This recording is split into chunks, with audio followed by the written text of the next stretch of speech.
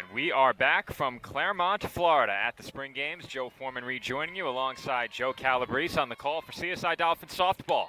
Dolphins 3-0 on the season as Mariah Carcano is safe at first. A bit of a low throw there. Absolutely. What do you think, Joe? Absolutely. Yes, I'm definitely giving it a hit. Not clean off the bat of Carcano, but she was able to hustle, run it out. I thought it was a clean play. Thought the throw was well. It's just low in the dirt for the first baseman. All right, so they got started a bit early and a bit unexpectedly. We were told 4:15, so we had to scramble back to our position, get everything set up quickly, and get the stream online. So we're a bit behind where we'd like to be right now. I'm working on that as we have to get our live stats set up as well. So let me back out of here and save this game. All right, we're all set there. Eileen Balderas at the plate here after the Dolphins get the leadoff batter on. Balderas gets ahead 2-0.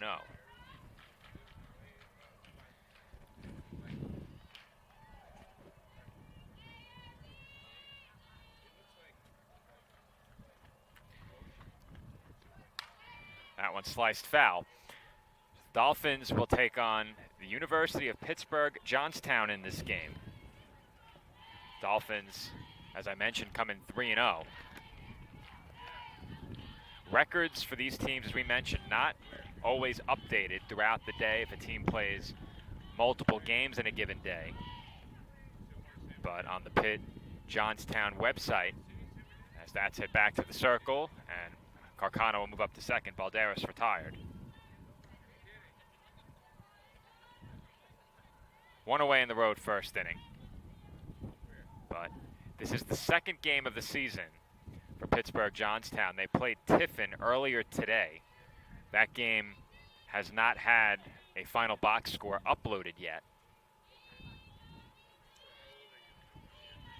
But this is the second game of the season for the Mountain Cats.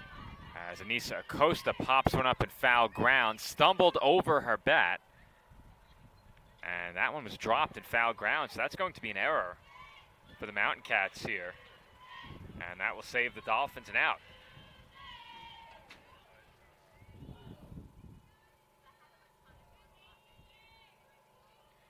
Well, Joe, it's not often I run into a stats question here as that gets through to the backstop, and Carcano moves up to third. So. Well, that was a wild pitch. Well, that's a wild pitch. I'm talking about the dropped foul ball. I forget how to put that in. I think it's. What is it with these? This is a different software than any of the official NCAA softwares that we use for the other sports.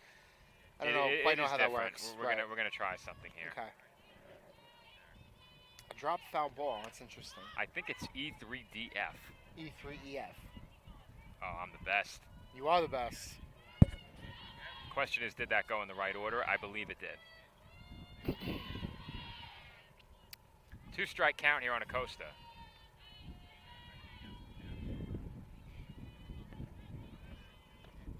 And that misses outside.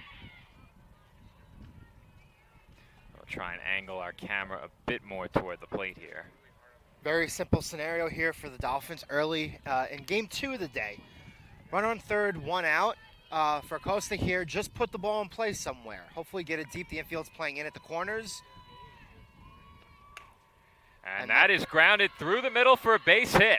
Carcano in to score. Acosta on with a single. Perfect and the Dolphins placement. lead 1-0. Perfect placement of that single. So continuing a trend here early in that first game, Joe, for anybody who is not joining us. And we do have people right now who are following along with us as we do the broadcast. The first 4 half frames of the first game for the Dolphins, so each team score runs. So the Dolphins, as the away team here in game 2, jumping out early to a 1-0 lead over Pitt. All right, Joe, I have another stats question for you now. Scoring question here. Yes. Because Acosta should have been out on the dropped foul ball, is that run now unearned? For now, is it unearned? Wow. I believe it is for now. Well, if we're assuming she's at second base. Well, no, we're assuming she's at third because she's still advanced on the wild pitch. Right, she's still advanced but on the wild pitch. Acosta should have been out. So if Stalker makes an out, the run stays unearned. If Stalker gets a hit, then the run is earned. Yes, I would agree I with think that. that's right. I absolutely, I would agree with that assessment. And for the people who are following along with the broadcast, I don't think they really care too deeply about that, but it matters. Oh, they will. Oh, yeah. Depending on who you ask, they certainly will. You have no idea. We'll be monitoring our live chat throughout the game. That one fouled away and Into the netting. lands out of play.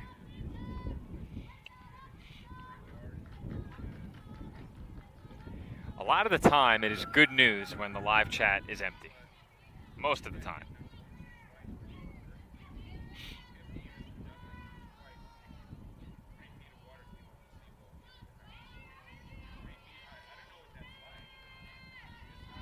One, two, misses low.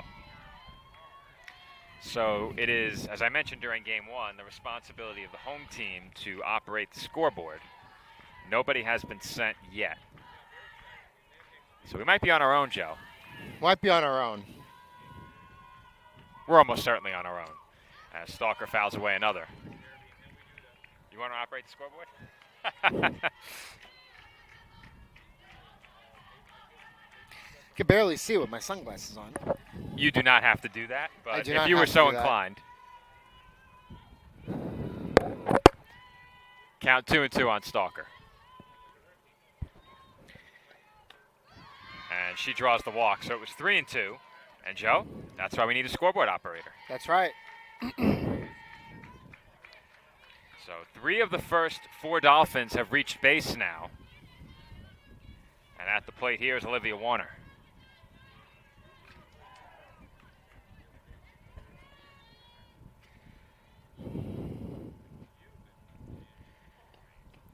And Warner swings and misses for strike 1. Well, as I score the game and monitor the online live stats, I'll have to pay extra close attention now to make sure we have the count right.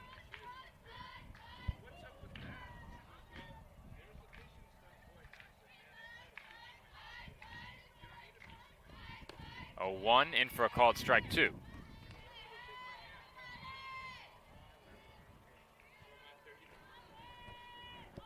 So Warner quickly in a 2-strike hole here. Dolphins with runners on first and second. 1 out, a run already home. And Warner goes down swinging. Well, Joe, that run will remain unearned. It will, unless something happens here. Well, no, there should have been 3 outs now. That should have been the 3rd out of the That should inning. have been right. That's okay. That's a scoreboard thing because I'm thinking it's 2 out. Yeah. Okay. All right. We're back. Olivia Wanzer, the batter.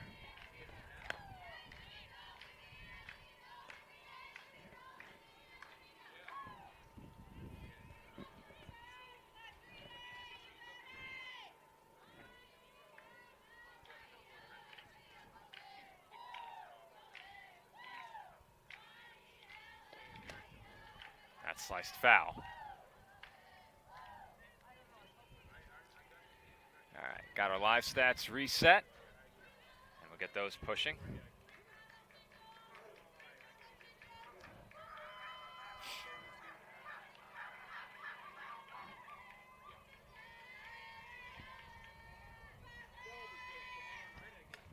And another one is fouled away.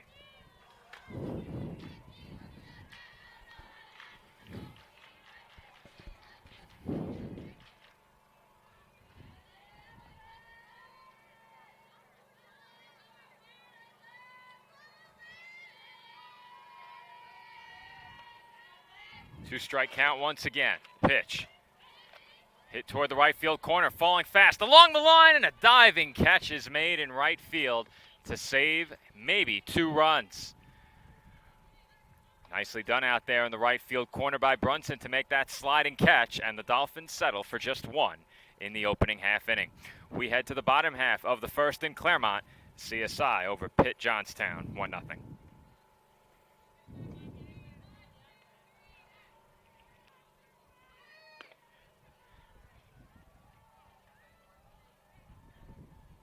We're back here from Claremont, where I have my split screen ready to go. We'll get you the starting lineups for both teams. First, for the Dolphins, it was Carcano, Balderas, Acosta, Stalker, Warner, and Wanzer to the plate in the road first inning. Motley, Judson, and Cohen round out the Dolphins lineup. On the other side, it is McDonough, Coe, Smith, Mooney, Tallman, Sura, Nevis, Brunson, and Solberg.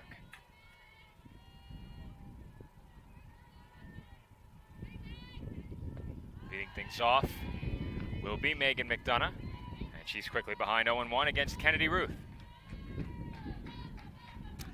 And now we have a scoreboard operator at our Thank you, Dolphins disposal. dugout. That helps a lot. More so than you would think.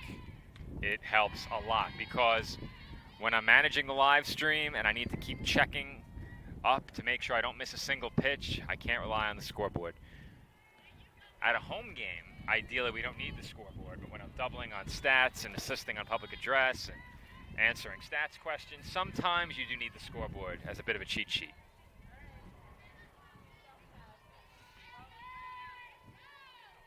Comes the 0-2, and that misses up and away.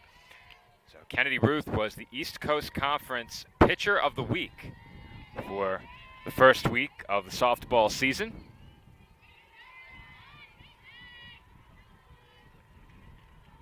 Saw game action for the first time as a Dolphin last year and was a huge part of the team getting to the cusp of a playoff berth. Another one off the post, Joe.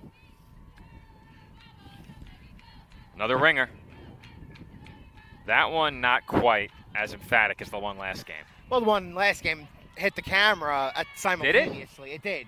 I think it hit the right to the left. Well, our left of the camera to the right. There's no camera. I guess we have to stream all week. And the 1-2 is dribbled toward first. Warner gets over to cover, and Acosta makes the flip in time. One Nice away. job by Warner getting over there on that play to get the cover at first.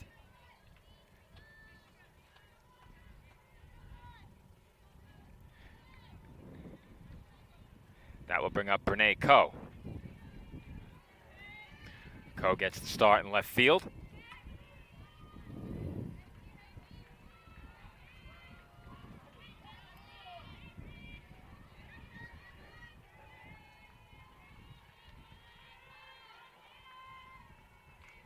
Ruth looks in and delivers the first pitch.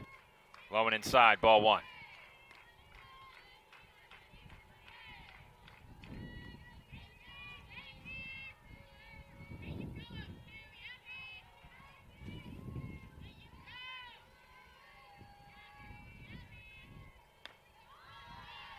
That's taken for a called strike.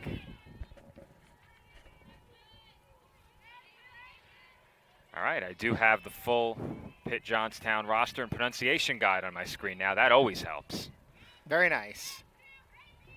Thank you to Chris from Pitt Johnstown for that. Sent it out earlier in the week. Makes my job a lot easier. I was very strategic, Joe. What I did is I waited until the very last minute to reach out to the schools I didn't hear from, because if somebody's here, there's no reason I should pull double duty. I would agree with that. Especially since I paid my own way to get down here. Yes, you did. Traveling man. That makes a big difference. That one fouled away. All for love of the game.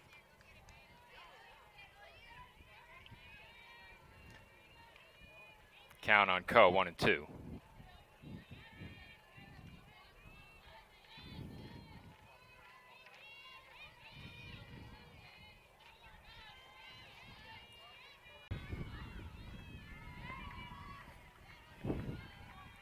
All right, we're back here on CSI Sportsnet. So what I've realized is that with each game, we have to re-authenticate our account. So we cannot go live again without first re-authenticating the YouTube account.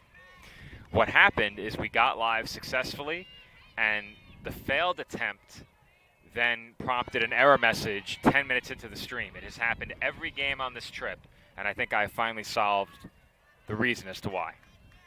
Meanwhile, we do have a final on Staten Island. Men's baseball team. Baseball led 3-1. The final 7-3 Caldwell. So the Dolphins fall to 2-6 with that loss.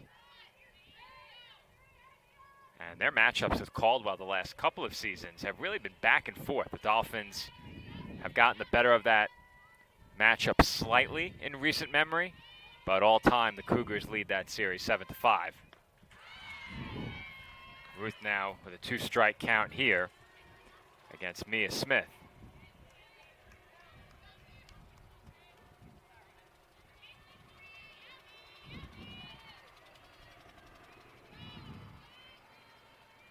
Pitch on its way and half swing, foul ball. Kind of changed speeds at the last minute as it landed right in front of me. Smith wasn't sure if she contacted that at first, but she did.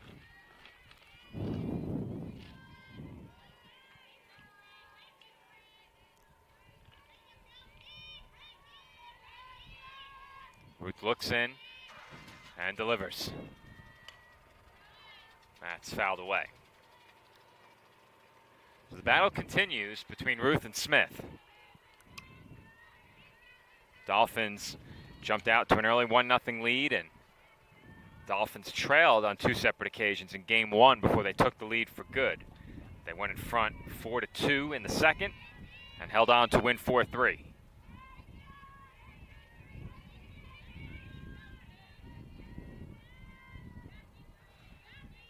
Pitch on its way.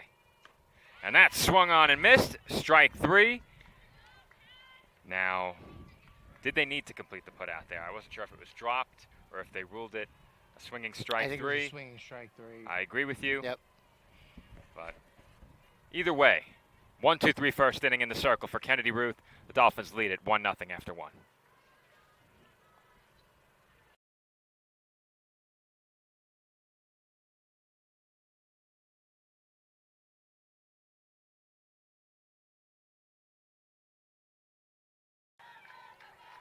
Second inning getting underway from Claremont. Dolphins lead the Mountain Cats 1-0. And there's a big swing and miss by Bridget Motley.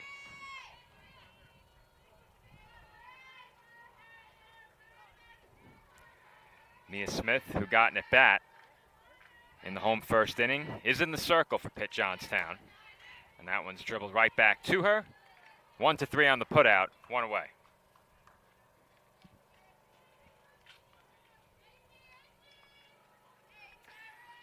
Our phone, aka camera, is in a bit more of a precarious position in this game, so if it gets knocked out of sorts, I'll get that fixed as quickly as possible. So we have the first real major change here, Joe, in the Dolphins lineup from game 1 to game 2. Taryn Judson at the plate. Did not appear in game 1, gets the start here in the second game.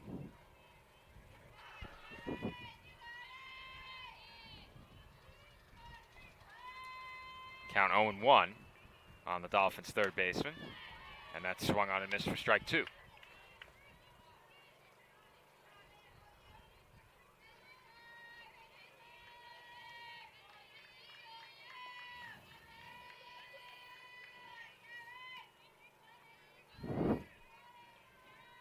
Comes the 0-2. And that's fought off foul.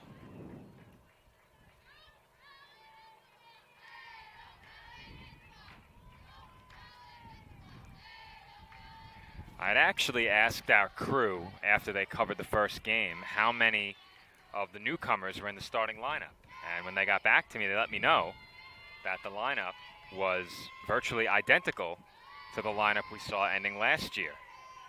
And I was curious to see how much playing time some of these new Dolphins would get during this trip. Typically, a lot of players get into games here. And we didn't see that as much against Chestnut Hill in the opener, but we're seeing that now here in game 2 today.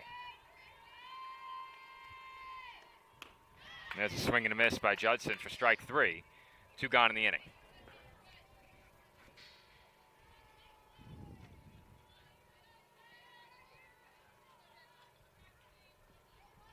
That will bring up Jennifer Cohen.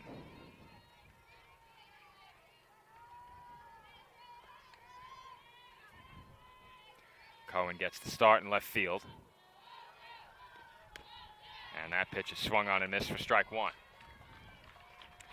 Well, tomorrow we're going to have a custom screen border to get rid of the black edges around our picture and the swipe up prompt at the bottom of the screen. I can now see it clearly as the sun is not as much of a factor now. The sun in our face rather than behind us on the screen. Sun's definitely a factor for me. I have sunglasses. Oh, it is and for both of us. Oh, yeah. But not on the computer screen. I No. prefer this. Sure. Last year, I think it was after one of the first couple of days, I ended up with a completely red left side of my body and Oh, a that pale happens. white right side. I got to be careful because when I take these sunglasses off when I go home later, you're going to be seeing raccoon spots yes. on my eyes. That's true. Count still 0-2 to Cohen, who just fouled the pitch off. It's been a very comfortable day here in Claremont as Cohen takes ball one. But relative to New York, I think just about every day down here will be comfortable. Yeah, I saw the weather forecast for the week. It's really only supposed to rain once. But again, it's Florida, and Florida weather is unpredictable sometimes. Hello. Foul ball right back at us. So I just made an interesting observation. Joe, if you take a look next to that, I believe it's a cell tower out there in left center field. Yes. See that building next to the cell tower? Yes. That is my hotel. That is your hotel? Yes. That's a hotel? That's not a power plant? That is a hotel. Okay. I can see the name of the hotel on the left. There's a swing and a miss by Cohen for strike three, and the side is retired. 2 strikeouts in the inning for Mia Smith. Her team comes to bat, trailing 1-0 in the home second.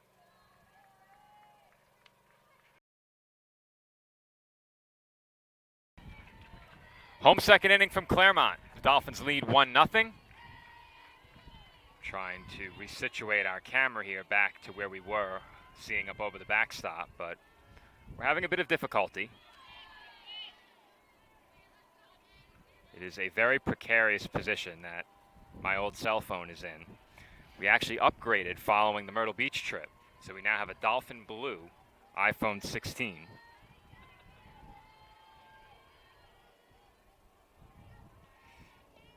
Phone's still not cooperating, teetering on the brink here. And Ruth now has a 2-strike count.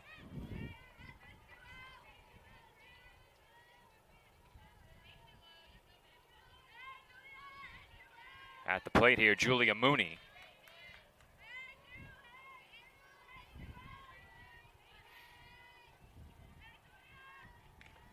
And that was tipped. Count remains, I believe it's 0-2, Joe. The balls on the scoreboard are not working. There was the first pitch in this at-bat was a ball pitch as you were adjusting your phone. Okay. See, I made a note of that for you. That's why you're the best. Thank you. Now, what nickname do we go with for you this week as the van driver? On the go, Joe? On the go, Joe. I like that, but technically you're a little more on the go than me this year. Yeah, but I already have a nickname. My nickname goes with me wherever I go. It's Foreman Osborne. Foreman Osborne. The audience right? knows. I like on the go, Joe, for me. I'll tell you something. As the van driver, do you know how many times I've been asked to go to Texas Roadhouse in the last Really? 12 hours? No, probably longer than that, since late last night. And that is in for a called strike three. Julia Mooney goes down looking. Second strikeout for Ruth and as many batters. And there's one away here in the home second.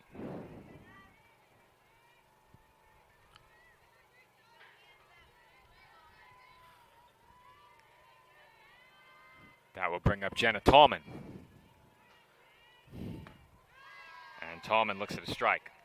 We did at one point have an iPhone tripod. It might be in the trunk of my car in New York. In New York. Doesn't do me any good. Doesn't do you any good here. No, does not. But definitely something to know for future trips because I can fit that in my bag. Now, over the years, Joe, or at least the time that you've been at CSI, for many more it's been years, this bag has been with me every step of the way since 2016. I see that. This is the final trip for this bag. Well, I have something to tell you very quickly. I went to the 99-cent store the other day, the one that's above Victory Boulevard, right below the highway, near the service road as that pitch is fouled off. I bought a bag similar to that for $24.99. Very nice. Yeah, so I was going to say, and I'll tell you something, I think there were 2 left, and the quality is very similar to that brand new businessman-like bag. So if you need a replacement, for relatively cheap, I think that would be the place to go. Well, Not too far from CSI. the good news for me, Joe, is as you know and as many in our audience may know, if they don't know, they're about to know. I'm an avid eBayer, mostly as a seller, but I'm also a buyer from time to time. I'm learning slowly. I found this exact bag on eBay and bought a new unit for $40. Okay. It is on the way. I paid It's a on lot the more way. than $40 for the original, so All right. we're doing well. Oh. I remember tracking this bag down on Overstock, and I was so picky. I wanted a bag in like a rusty brown color. I had all of these specifications, had to fit laptops, broadcasting equipment, and this was the bag. Yeah, so the bag that I bought, obviously, it's got, I think, 3 different sections inside of it. So I don't know how many that has, but it's like you could adequately fit up to 2 laptops or a laptop and 2 or 3 other primary pieces of equipment that you would need. In this case, we have 2 laptops. We have a surge, which is something that's incredibly important, and you have a mixer with us. So the phone obviously is smaller and transportable, and one that you don't use anymore. However, the camera still works. So that's our camera. That's right. That's popped up on the infield. Acosta tried to play it on a bounce, and that's going to be an infield hit for Tallman. Very funky placement, well played, but that bounce as soon as it hit the dirt. And folks, we're on field 4 here at the Legends Complex. So what I was told before the start is that so of the fields, we're on the 2 fields more elevated on the hill. So what head coach Tracy Garofalo told me before the start is that this dirt, especially the infield dirt over here on field 4, doesn't necessarily agree with some of the players. So we saw that come into play maybe 2-3 times in game 1, and it just came into play now on that infield single as now runner advances to second on that pitch, Joe. Now, did you see if it was a wild pitch or a pass ball? Looked like a pass ball. All right, so we can go to the live stream for that. Sure. That's the good news. We do know it was a ball. That's important to note.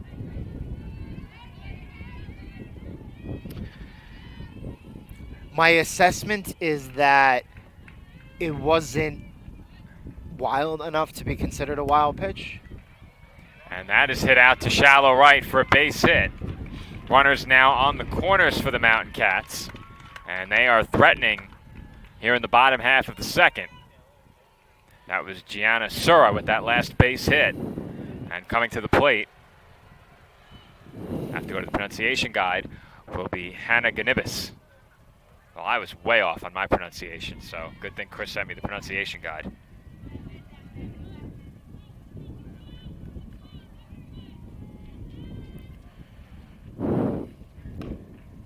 That pitch is fouled away.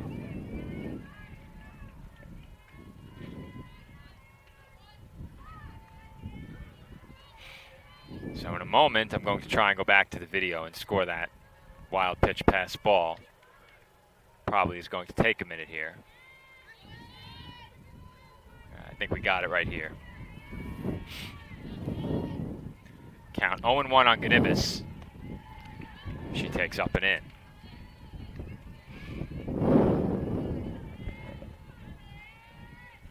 That's a wild pitch, Joe. It skipped well short of the plate. Well short? Okay. Well short, yeah.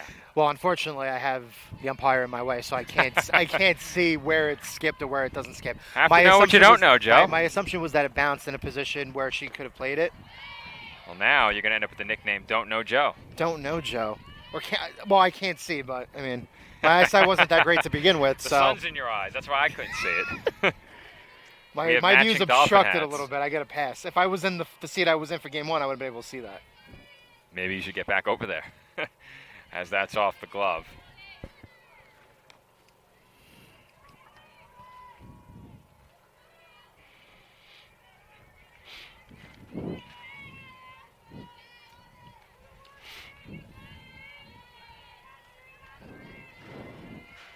I believe the count is 1-2, but I was checking back on that replay. Could be 2-2 as that's chopped foul. Either way, a 2-strike count. Ganibis continues to battle here with 1 out. Runners on the corners for Pitt Johnstown. The Dolphins leading at 1-0.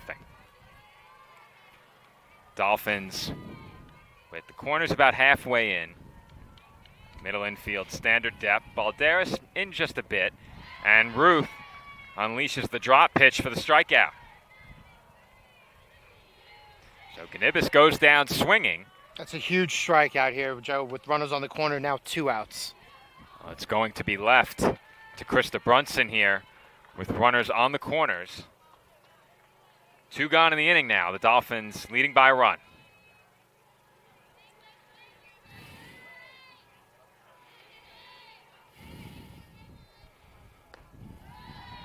That pitch is in for a strike.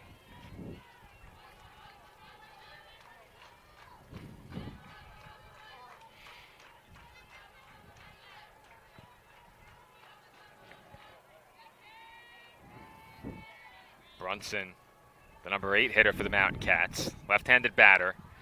Swings and misses for strike 2. It's consecutive pitches there on the outer half. That one was off the plate a little bit. Good job there getting our batter to chase.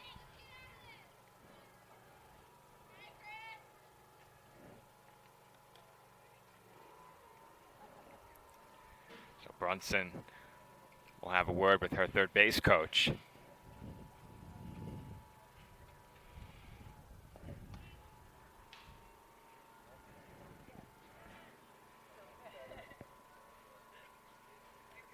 I'd presume that's head coach Nikki Canini Pecora at third base. Usually it is the head coach coaching third.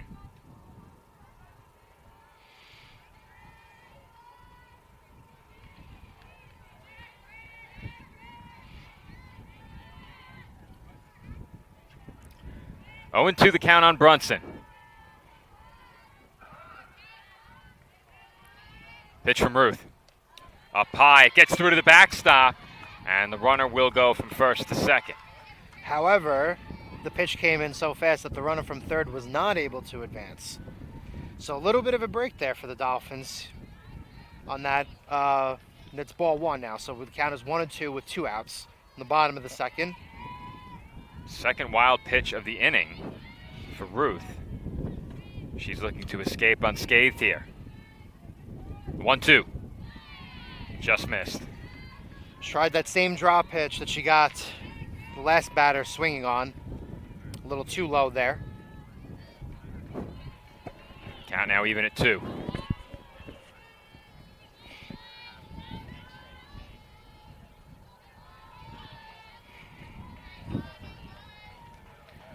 Pitch on its way. On the outside corner for a called strike 3. A big strikeout for Kennedy Ruth as she gets Brunson looking. And the Dolphins will maintain their 1-run lead headed to the third. Pitt Johnstown strands a pair. Our score through 2. Staten Island 1, Pitt Johnstown nothing.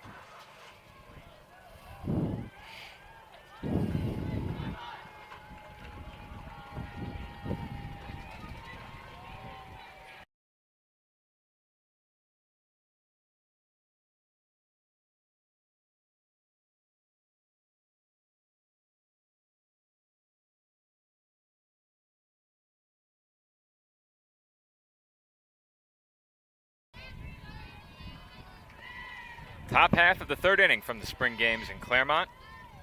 Dolphins leading Pitt Johnstown 1-0 as Mariah Carcano takes down and away for ball 1. Dolphins send the top of the order to the plate.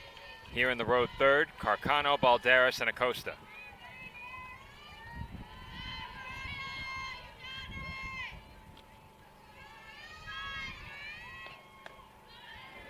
And the 1-0 is a called strike.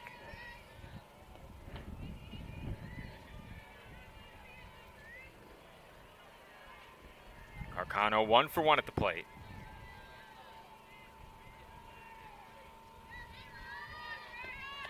And she shows bunt and pulls back, taking ball 2.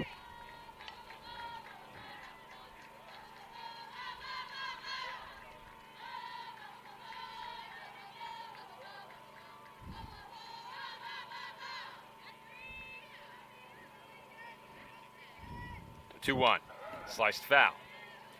And the count evens up at 2 balls and 2 strikes.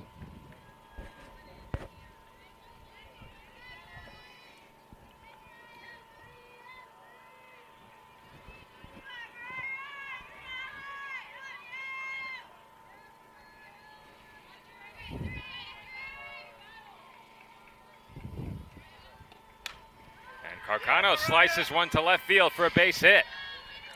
A little bit of an inside-out swing there, but enough power to get that ball to left. Really, really good swing. Well, Carcano's had a nice day thus far. Reaches for the second time here in game 2. And that will bring up Eileen Balderas. The player of the game for game 1 for the Dolphins. That was so often the case last season. Balderas with 28 straight games with a base hit to end the year.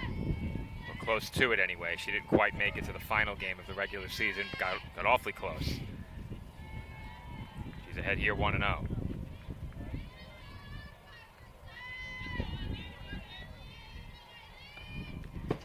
There's a wild pitch. Carcano up to second. And just like that, the Dolphins have a runner in scoring position. It'll be very interesting to see how the rest of this inning plays out because once again, head coach Tracy Garofalo made note that when Dolphins are in the position like this, they're going to be a little more aggressive on the base paths. And Balderas takes out of the zone. Ball 3. Well, with first base open now, I doubt Balderas gets a pitch to hit here. Our camera's all out of sorts at the moment.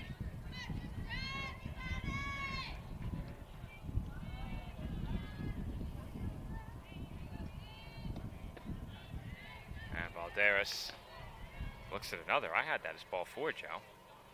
I must have missed a called strike. Well, that was a strike. Oh, they called that one a strike. Yeah, it was the Okay. count was 3-0. Okay, I was correct. I'm not seeing. Yeah, for some reason. There was no signal though. Right. Correct. All And right. also nobody Verbal has put it on the scoreboard yet. The enemy of the broadcaster is the verbal ball or strike call.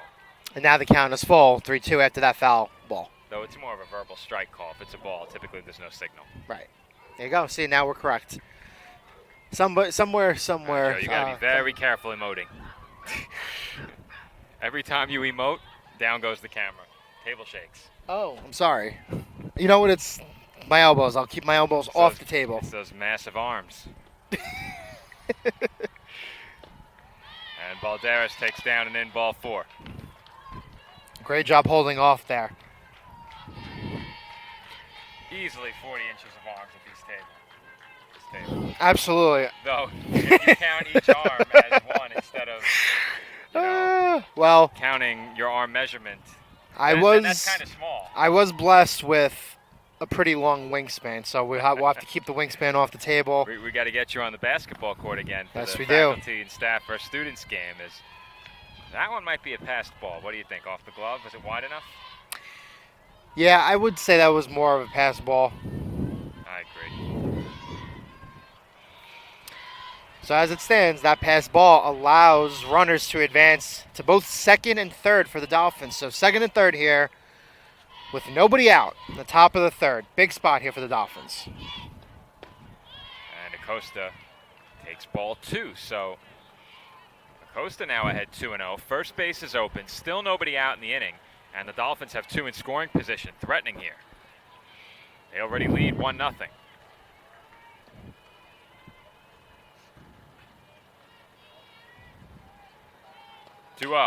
Grounded to third.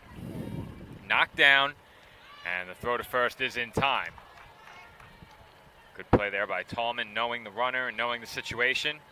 She gets the out at first, and there's one away.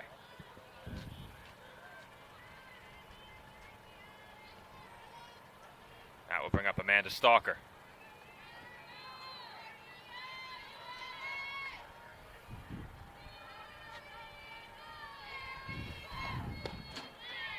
And Stalker looks at a strike.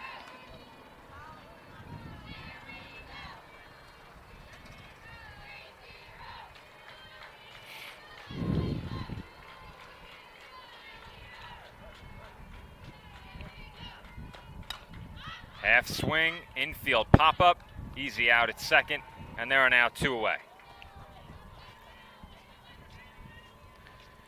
So the Dolphins, after getting runners over to second and third with their number 3 hitter at the plate, have failed to cash in either of those runs. There are now 2 outs, and Olivia Warner will be the batter.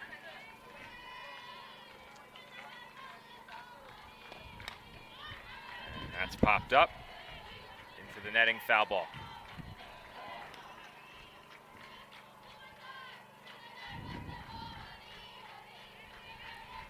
Warner 0 for 1 in this game with a strikeout. Carcano the runner at third, Balderas at second. Pitch from Smith. And I think the batter got a piece. She did. Yes, she did. That was foul tipped directly back. Well, you could hear Tracy over at third urging the runner home.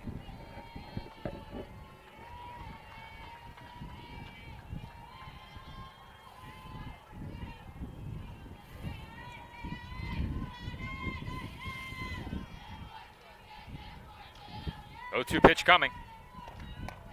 And that's off the catcher's glove. Here comes Carcano, and she will score. Joe, I think that might be another pass ball. I think that's another pass ball as well.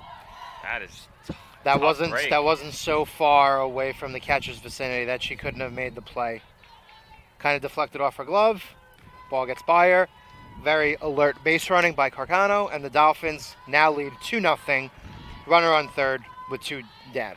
Well, that is 2 pass balls in the inning that have been really consequential.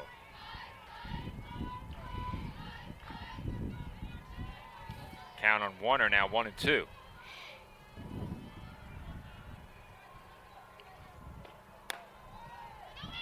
See, now on that particular pitch, you would call that a pass ball if it had resulted in an advance, right? Yes. I mean, that's not an easy grab, but No, it's It was not in an the easy glove. grab, but it's in the glove. it's odd because the ball is in the glove, and then it seems like a second or two later it's out. A wild pitch from a vantage point with us. It's got to come out of the pitcher's delivery so much so that the catcher really can make a play on it. Again, the first one that I said was a pass ball that we ended up figuring out was a wild pitch. Again, that ball bounced well before the plate. So when it bounces well before the plate, and unfortunately you can't predict where those balls are going to bounce afterwards, the catcher has no play on it, then we'll call it a wild pitch. But if the catcher does have a play on it and it's close enough to the zone, and in the case of the last 2 pitches, the catcher's been able to get a glove on it, then we have to call it a pass ball. A lot of the time, you'll get 2 camps. One that will say, well, does it really matter? And the other that is adamant, it must be correct to the letter of the rule book. And I tend to fall somewhere in between. You always want to get it right. That's always what I say. Well, we pride ourselves on getting it right here. But not at the expense of over-scrutinizing every play. I think typically your first instinct is right as Warner draws the walk. Well, as of right now, the run is unearned. That could change here if Olivia Wanzer is able to get a base hit. So technically both runs are unearned, right? Yes. Yes. Both runs right now for the game are unearned. If Wanzer gets a hit, we would then have to determine how many of the runs this inning would be earned. Wanzer behind 0-1 after that last foul ball. It's actually quite funny. We talk about these scoring decisions, and we've had viewers from around the country watching their children, family, friends play come up to Nick and I or Andrew and I and tell us that they enjoy the scoring discussions. And the funny thing is, oftentimes they'll know our statistician's name, Louis Matrone. He, of course, is not the statistician today. And I think when I realized that they knew Louis's name, I'm like, did we clown on Louis too much? I'm pretty sure you do. Perhaps. Lou does a good job, though. He's a good sport. He is a good sport, a good friend, good partner to have for the basketball games. And that is grounded through the middle. Base hit. First to third goes Warner, into scorers Balderas, and Olivia Wanzer delivers a 2-out RBI hit. Excellent job finding a hole, and still 2 outs in this inning, Joe. That aggressive base running. Being able to go from first to third there. All right, Joe, question. Does Balderas score from second on that? I think so, yes. Well, if she scores from second, both runs are earned. Here's the issue with this. We can't make that assumption. Well, that's our job. We have to decide. If we're giving the pitcher the benefit of the doubt, then we would say she wouldn't have scored on that. Right. But with 2 outs, and The context obviously of the you're running game, on contact, I think she's a good base runner. I think she's an alert base runner. The philosophy. if I'm being 100% honest with the ruling, I think she probably scores on Absolutely, she probably scores. Well, then both runs are earned, as Wanzer will take what is effectively a free base. So both runs in the inning are now earned. But this is why we talked this out as Well, I Yeah, like to we're about give accuracy. the insight as to what our thought process was. right. And we could double back, and anybody who's, again, following the broadcast at the moment kind of catches a glimpse. And, I think it's good that we talk this out loud as well for everybody who's not here. And the 0-2 is dribbled to third, throw to first, right on target, and the inning is over. But not before the Dolphins add 2 more runs. They strand a pair, but our score headed to the home half of inning number 3, Staten Island 3, and Pitt Johnstown nothing.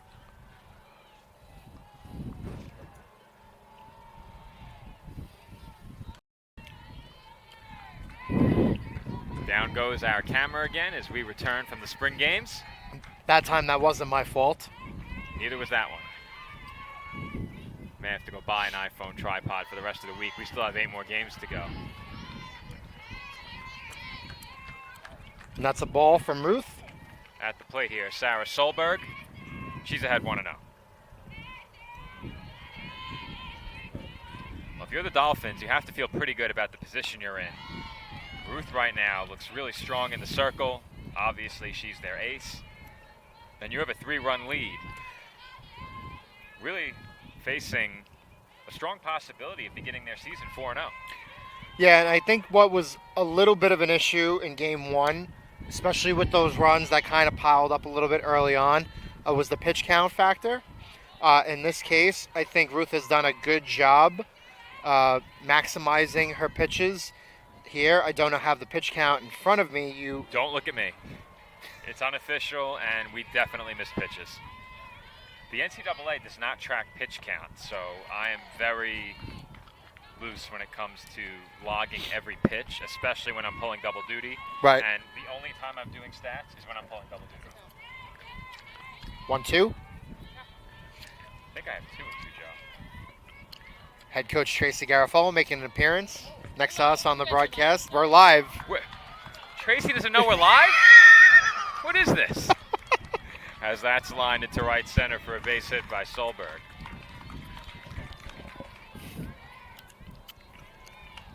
Leadoff runner on for the Mountain Cats, and it's back to the top of the lineup with Megan McDonough.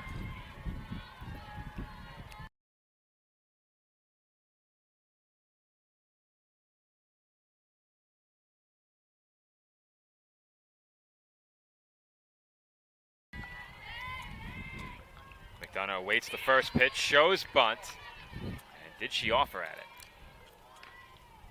Looks like we're getting no signal from the ump, so it seems like that is a ball. Seems like she she pulled that back just in time. That's been a recurring theme today. No signal there.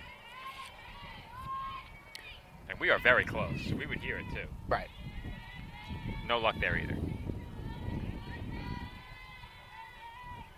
1-0. And she pulled that back as well, so 2-0. Yeah.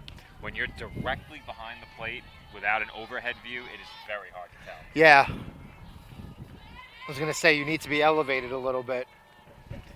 Now, there is a press box upstairs, and I have seen games scored from up there before, but I always prefer to be between the spectators and the action. As McDonough looked to have been hit by that pitch. Did she bunt and foul off herself? Right here, that's what happened. So she in the box? She offered bunt. The pitch ran in on her. And then I believe what they're going to determine now is did the ball hit her first or did it hit the bat first? And was she in the batter's box? Because if the ball hit the bat first, and I believe she was in the batter's box, I don't think she was outside the batter's box, then that is a strike. This is about that time we would bring Lewis on to the broadcast to explain the rules. And I'd put him on the spot. I'd be like, Lewis, here's a headset. Explain the ruling on this. And then we just wait and listen. I found out after the fact that our colleague Nick Bavona broadcasted the season opener from inside a fishbowl, apparently. Couldn't understand a word he was saying. We had to go back and post and edit his audio a bit, and I still couldn't save it. All right, so 3-0. we changed the official scoring on this, and now the strike has been taken away, and it is 3-0. Well, if the batter was hit by the ball, how could it be a ball? She offered that, she offered bunt, and she missed. So it's now 3-1. How can you get hit by the ball and have a ball?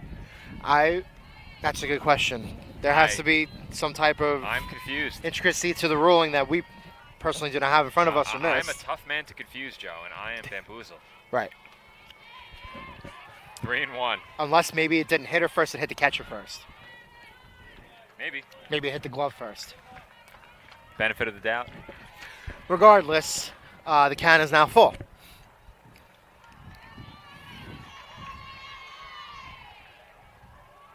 3-2 now. No, it is not. She's down. So it was a strike, Joe. It was a strike. And I am 100% sure that the signal was 3-0. Yes. Do The umpire umpires know gave what us. the count is, Joe? They're about to discuss this. What is going on? So, based on what we just saw, we have one out. That would mean that pitch was called a strike, and now the head coach for Youngstown's coming down, and Based on what I saw, the umpire signaled very 3-0 clearly in front of us. mistakenly. Yes. Mistakenly signaled 3-0. Right. And it wasn't a mistake. Now 3-0 was McDonough's back out of the dugout. So we have it right. The count was full there. Yes. Okay. Well, the count was 3-1, and she bunted foul. Yes. Now it is 3-2. But that made it 3-2, and now.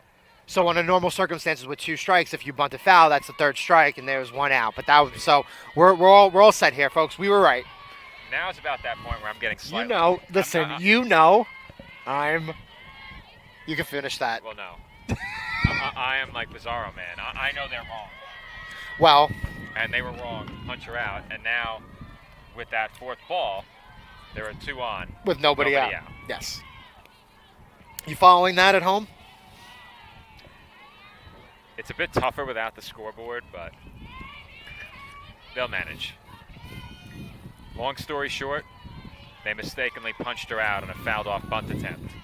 There was no protest either from the batter McDonough, which was surprising, as that pitch misses for ball 1. So the first real bit of trouble here for Kennedy Ruth here in the bottom of the third inning. This is Brene Coe at the plate. Coe is 0 for 1. She was showing bunt on the first pitch. Don't expect that to change. Dolphins at the corners way in. And that is ball 2, I'd assume. I believe that pitch came. She went. Joe. So they're going to say that she offered on that. What is going on? Should be 1-1. Yep. It's 1-1, but there's 1-1. Perpetual confusion out there.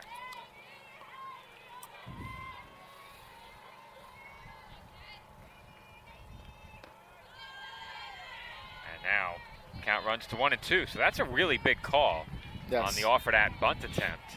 Instead of being behind 2-0, Ruth now gets ahead 1-2. The bunt likely off the table here, and Ruth with an opportunity for a big strikeout. So the scoreboard's dead? Yep. Runner going, and they got her at third. The ball came out. Apparently, Joe. Yes. So the throw definitely beat the runner to third. The tag was applied. From our vantage point, we can't see if the ball is on the ground. I believe it was behind the player, but that is the call from the ump. He very clearly, loudly said the ball came out, and he gave the safe call. And that's line foul.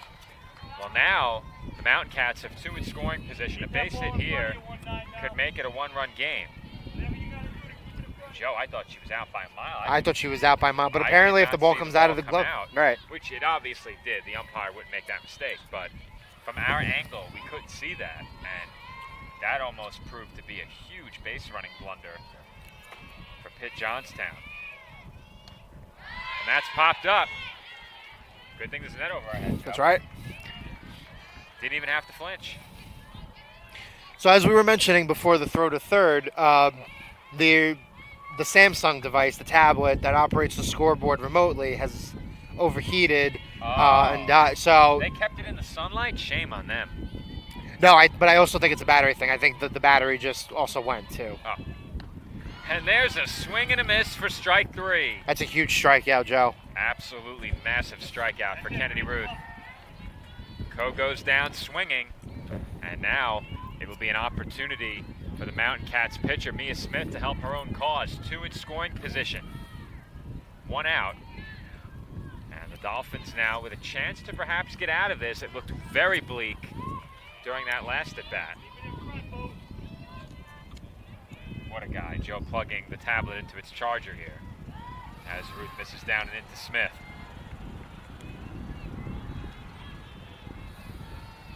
What are you seeing, Joe? Overheated or dead? I think it overheated. Makes sense? Yep. Though I don't know how they kept it in the sunlight in the dugout. Well, I don't think it's a sunlight thing. I think this thing has been outside all day, and I'll again, tell even you, though it's 80 degrees out. an Apple device needs to be in the sunlight to overheat. Direct sunlight. It will not just overheat for being outside. I've never once seen that. Count on Smith here, 1-1. That's fouled back. Now Ruth, a strike away from another huge punch out. I would estimate her pitch count is somewhere in the mid-60s. I have her unofficially at 54, and I've certainly missed pitches. 1-2. Pitch on its way. And that's on the outside corner for strike 3 called. Another huge strikeout for Kennedy Ruth, and there are now 2 away. Couldn't have put that ball in a more perfect place. Knee high, right over the outside corner. Made it very difficult for the batter to want to swing at that and offer it. Big moment in the game now for both teams. Bottom of the third, still early in what has been another marathon of a game, Joe. We got started at 4 o'clock. It is now almost 5:15, and we are not even through 3 innings yet. And the sun is starting to now creep down just a little bit more. From our vantage point, we are looking, I would say, north, like west-northwest. So the sun is actually setting right in our faces. Yes, it is. But they do have lights here, if that were to become a factor, as that's blooped on the infield. Warner waits for it. Throws to first in nice time. Nice play by Warner. And Kennedy Ruth strands 2 in scoring position here in the home third. We are through 3 from Claremont. The Dolphins maintain a 3-0 lead.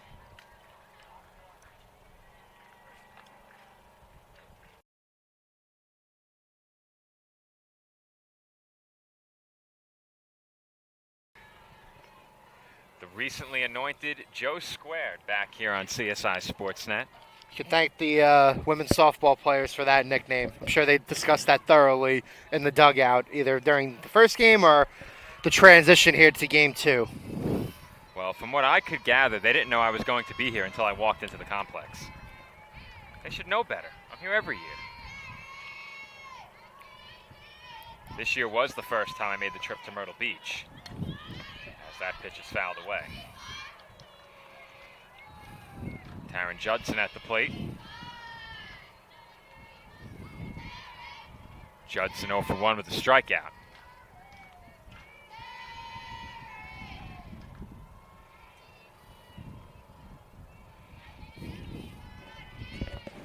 The 0-1 off the inside corner. Now, I'm going to mention it because I can smell it. Maybe you're thinking it too. Yes. I must say, the food here was very good. It was very, very good. I was pleasantly surprised. So I had to, we'll say, truck hand-sized steak tacos, onions, the cilantro was on it. They had little yellow peppers. Very, very good. And you had the quesadilla. I will be going back for more the rest of the week. And a busy week it will be for us. And good pricing too. You know, it's good to just have a little snack in the middle of the games. That's grounded to short. And Judson is thrown out at first. One away.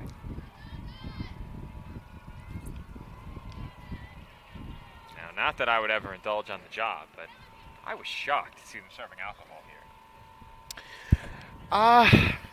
You can't indulge, Joe. You're driving the van. Yeah, I can. I have to. There's 3 vans. You have to maintain that air of professionalism. That's right. As part of the team's entourage. Yep.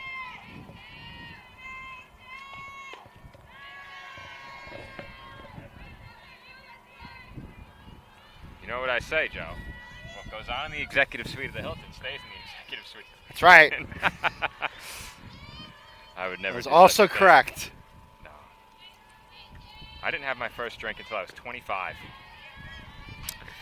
I mean, we'll keep that off the record. Yes, good idea. No confessing to crimes on No the air, Joe. No confessing to Please. crimes on the air. Please. I mean, I wouldn't have a drink here anyway, so. No, I wouldn't. Defeats the point. That's popped up, and Smith comes forward to make the basket catch. 2 gone.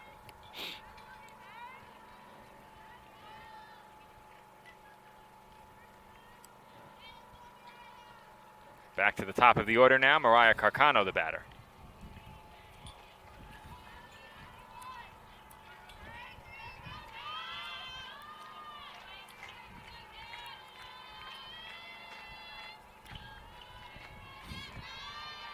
Carcano 2 for 2 in this game. Hits one towards short, takes a tough hop, handled cleanly, and Carcano nearly beat it out as the throw was just in time to retire the side. Dolphins go down 1-2-3 in the third. As Joe so eloquently stated before break, we are through 2.5 here in Claremont, and the leadoff batter is on here in the home third for Pitt Johnstown. Home fourth. It's the home third, Joe. Oh, Joe, the scoreboard isn't working. That is correct. You know, I was waiting for you to realize that. Wow, I feel foolish. No, it's okay. That's why I'm here, to help you. So, when I said we were through 3 before, we were through 3.5. That's not right. 2.5. Now we're in the bottom of the fourth. I can't believe I forgot the scoreboard was down. Second game of the season. With that base hit, it was Jenna Tallman. So she's on first. At the plate now, Gianna Sura.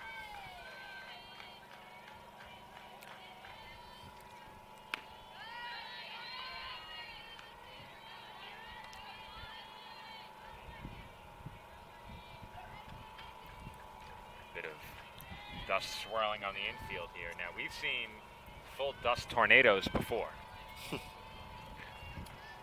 You have. Ah, you haven't yet. I haven't yet. In time. That's popped up in foul ground and playable. Acosta makes the catch, and there's one gone. Huge out there for Kennedy Ruth.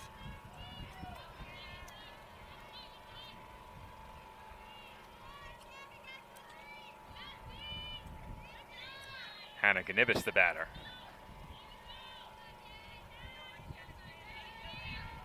Ganibis 0 for 1 with a strikeout.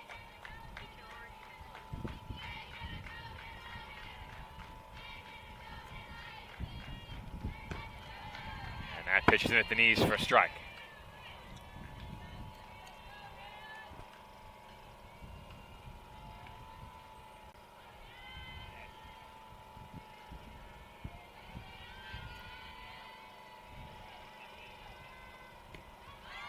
And the 0-1 catches the corner for a called strike 2. So after a leadoff hit, Ruth is now a strike away from the second out of the inning and her 7th punch out.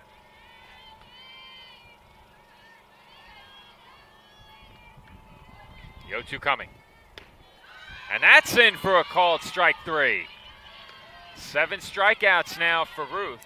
And that is the second time in this game that she has beautifully placed a fastball on the outer portion of the plate, right on the block. And to your point, Joe, of the 7 strikeouts, 4 have come looking.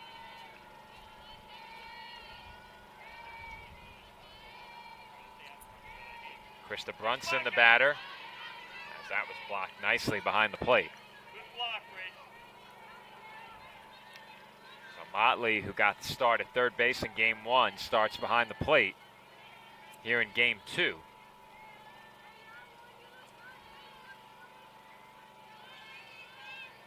Count 1-0 on Brunson.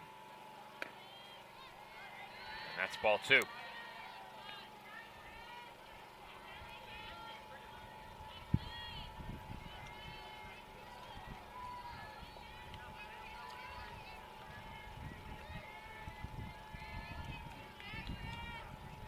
Two-0 pitch. Hit in the air, left center.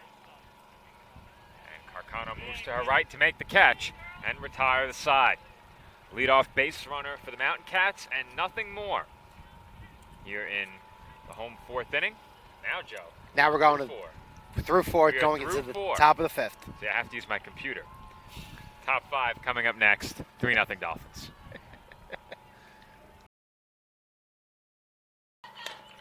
Eileen Balderas leads things off for the Dolphins. And that throw is low. Balderas now will take second base. And I think that's going to be a reach on error plus an advance. Absolutely. I think that's an E5 on the throw, and then she advances to second. So Balderas very quickly on base here in the road 5th inning. That will bring up Anissa Acosta. Statisticians, broadcasters, social media experts. What can't we do? That's true. Dynamic duo. Joe squared. As given to us by our women's softball team here at the College of Staten Island. I still prefer front row Joe and Foreman Osborne. I do too. You are very much in the front row. Yes. And this is as close to the front row as you're going to get in a softball game. That's right. And I am the CFO, Chief Foreman Osborne.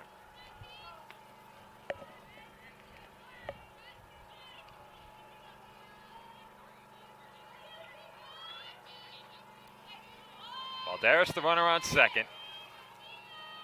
Pitch to Acosta. Hold foul. And I believe that's 0-2, Joe. 2 foul balls? Yes, 2 foul balls. That's a really, really good rip, and she just couldn't straighten that out enough. Well, Acosta is closing in on the all-time program home runs record. Shame on me for not having the number readily available. I believe coming into the year she needed 4. And I don't think she's had a season yet with less than 4. If our internet was a bit better, I might have that readily available. I could probably get you her career home run total quickly.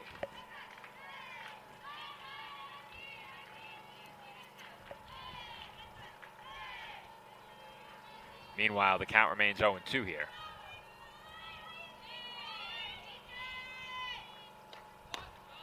That's up and away.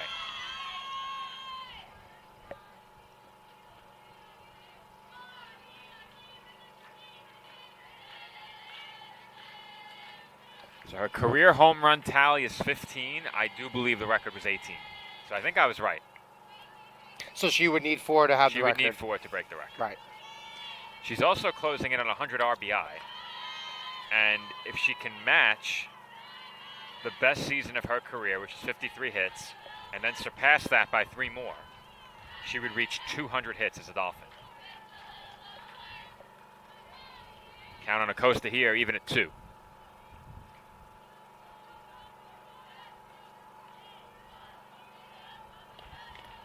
That's fouled off.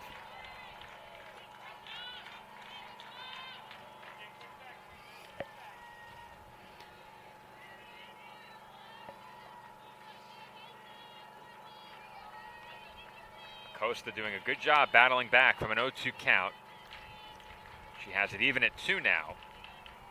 Dolphins looking for another run here with Balderas on second and nobody out. And the off-speed pitch is lined down the right field line for a base hit. Balderas rounding third, throw to the plate cut off, and it's an RBI single for Anissa Acosta. And she really held back there, Joe. That pitch came in slowly. That didn't it, came Joe? in very, very slow, and she really took her time with it. And you could see she properly and directed that ball to right field, which is what she wanted to do. There's another unearned run scored by the Dolphins, Joe. We had one back in the first.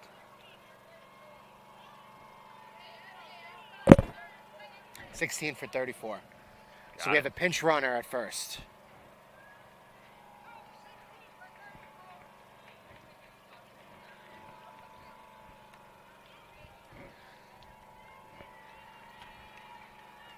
Pinch runner for the Dolphins will be Emma O'Neill, making her first appearance of the day.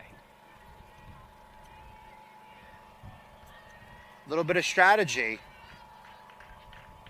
Amanda Stalker at the plate. Dolphins now with a 4-run lead. And Stalker takes ball 1. The idea here is, I think, head coach Tracy Garofalo is looking to take advantage of the opportunity for maybe another passing ball or a wild pitch. She's looking to get as much as she can here as Stalker takes a strike. She has the middle of her lineup due up here. Stalker 4, Warner 5, Wanzer 6. So with those bats coming to the plate, I think this is a good time to use the pinch runner. Give those big bats the best chance possible to drive in a run. And now Stalker's ahead 2-1.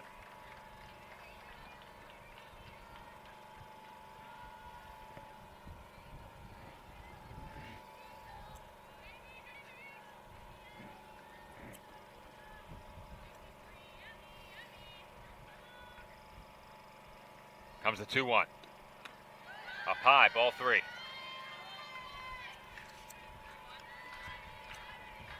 We have a 3-1 count.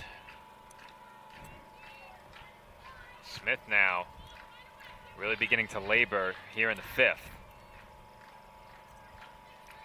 As I mentioned before, this is just the second game for the Mountain Cats.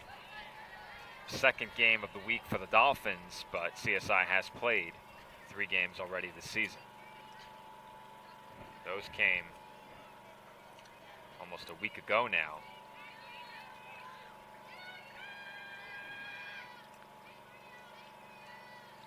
First 2 anyway. Pitch from Smith. Hit toward the right field line. And it's a fair ball. Well, Joe, for you and I, impossible to see the line from here.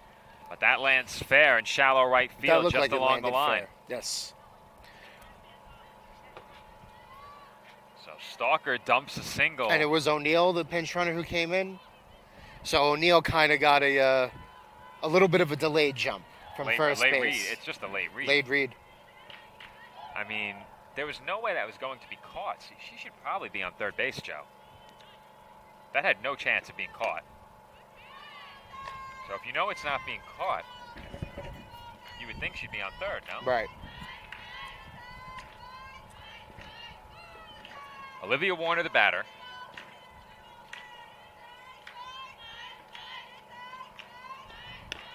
There's a big swing and a miss there.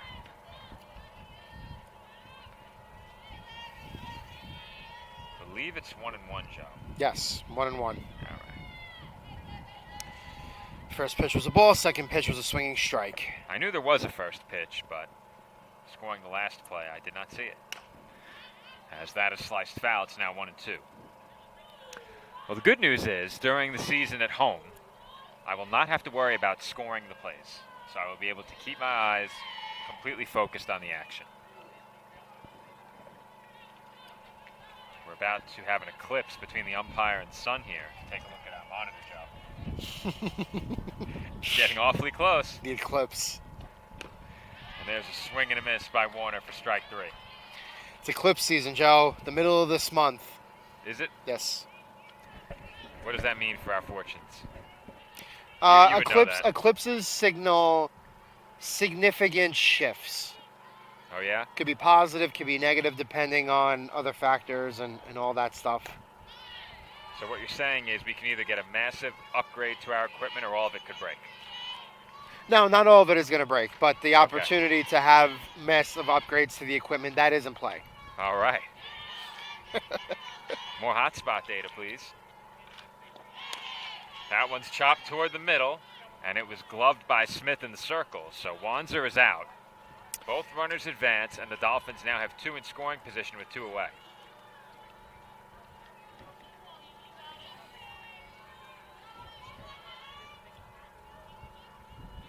Bridget Motley will be the batter, and this is a big at-bat in this spot. Dolphins already lead 4-0, but a base hit here could really begin the process of breaking this game open and open up the possibility of ending this game a bit early. The Dolphins can get to that 8-run lead. A base hit here could make it 6.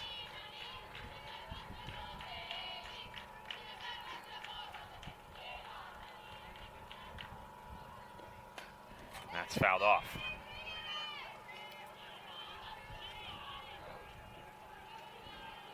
So how many chances do the Dolphins have in their repertoire, Joe?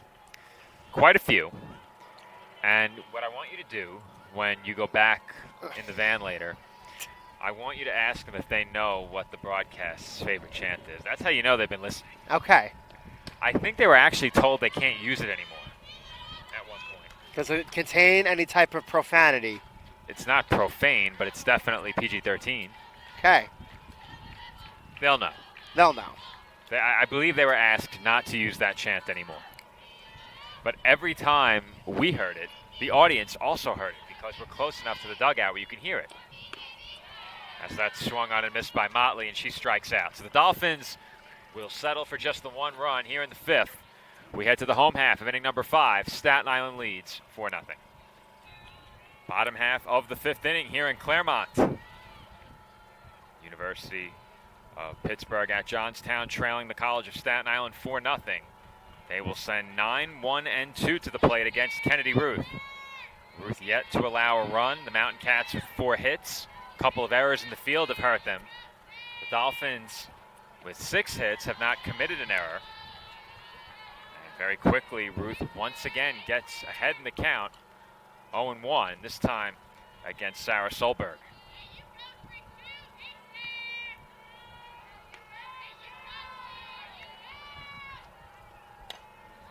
And the 0-1's popped up on the infield. And Warner makes the catch, 1 away.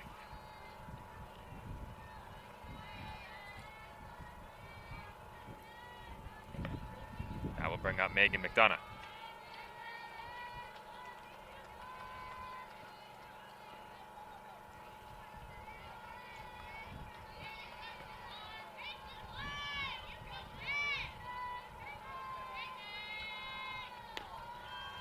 That pitch is just off the outside corner for a ball. McDonough at the plate, 0 for 1 with a walk.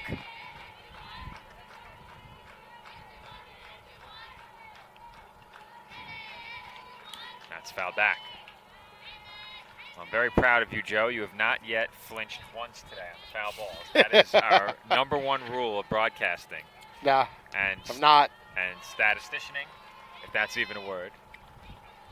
Public addressing, you cannot flinch on foul balls behind a backstop. That is not allowed. Count 2-1 now.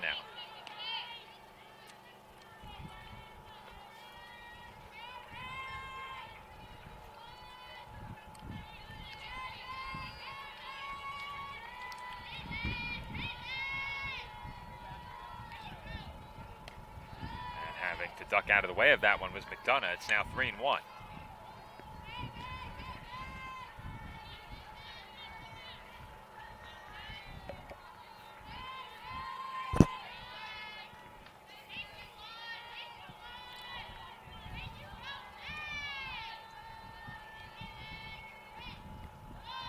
And that is low for ball 4. So McDonough draws the walk. And that will bring up Renee Coe.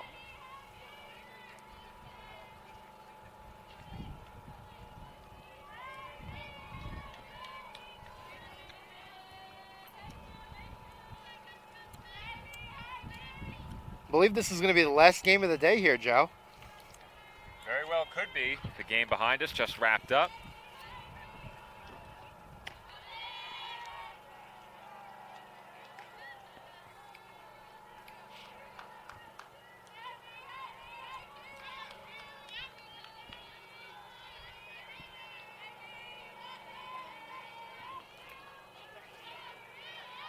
Attend to another issue back at home as that one's popped up. Foul ground. Acosta gets crossed up and couldn't make the play.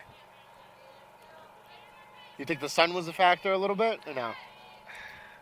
Maybe, but I don't know if the angle of the sun would have affected that one. I guess if she had to look back over her right shoulder, then she's looking into the sun. But despite the fact that she's not looking directly into it, I think the sun is in a position where it is going to start being a factor here in these later innings. It's going to be giving the hitters fits, don't you think?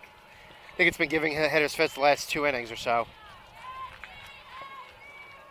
Well, no error on that last one, but I think that's a play TJ believes she should have made. I would concur. Another chance, but this one will find the spectator area.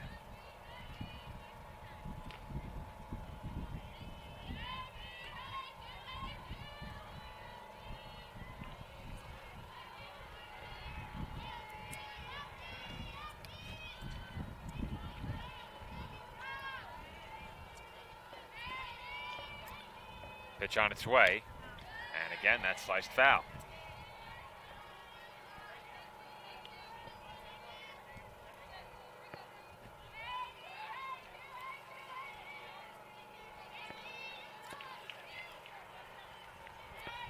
Coe continuing to foul off some tough pitches, and that one's lined into left for a base hit. So with 1 out in the inning, the Mountain Cats now have 2 on base. Might have something brewing here with the middle of the order coming up.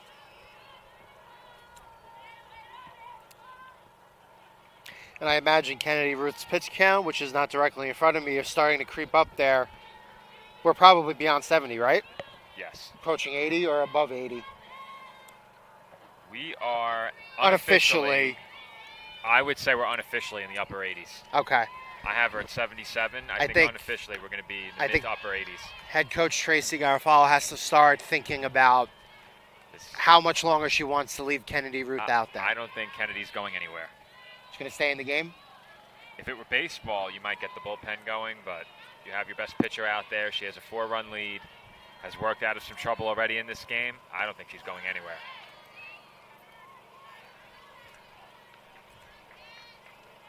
She's very quickly ahead. 0-2 on Mia Smith here, her counterpart in the circle. Once again, has a chance for a huge strikeout in this spot. When she's needed them, she's gotten them. 0-2, just high.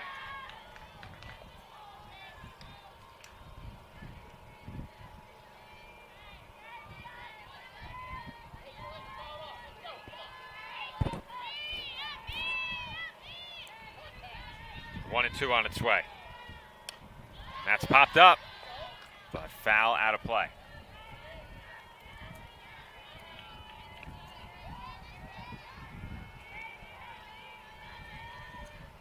We're almost in full eclipse, Joe. Yes, we are. We're about to the count. Another minute or two, I would say. And that one's popped up in play.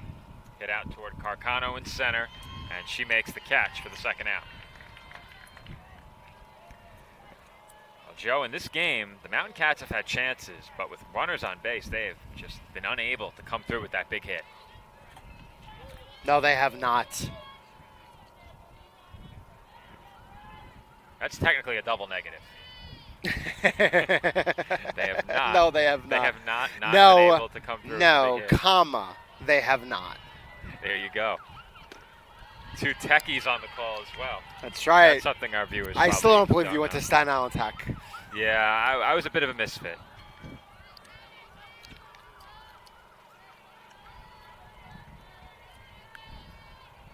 At the plate here, Julia Mooney. And Mooney takes inside. I can't think of a less rallying or intimidating mascot than a seagull. That was their mascot, right? That's right. Yeah, I don't know what we were thinking there. Seahawk would have been acceptable, but you can't have Wagner Seahawks and Staten Island Tech, technically MSIT Seahawks. You have the Wagner College Seahawks, the Wagner High School Falcons. Yes, Susan Wagner Falcons. All the good birds were taken. All the good birds were taken. Were the Eagles taken? Oh, the St. Peter's Eagles. St. Peter's. Yep. All the good birds were taken. Hawks? Well, I mean, Seahawk is Yeah, true. What else do we got? Cardinal, but no. Yeah, red wasn't real. I guess. Red wasn't that. The Our colors color were black was and gold. Yeah. I remember the picture day. They told us to wear black and yellow. I wore Steelers jersey. That was my ID card picture for 4 years. It's amazing. And that one gets to the backstop. That's a wild pitch. It's also ball 3. So this will be Pitt Johnstown's best chance of the game. Up to this point, obviously, to plate runs. Well, they did have second and third with nobody out. They were now 2 outs. But they've had second and third once before. With runners on base, they just haven't gotten that big hit yet. No better time than the present to break through. And I had that as ball 4, so I'm not doing my job correctly. It has to be 3. It's 3-2, yes. Okay. I had 1 ball too many.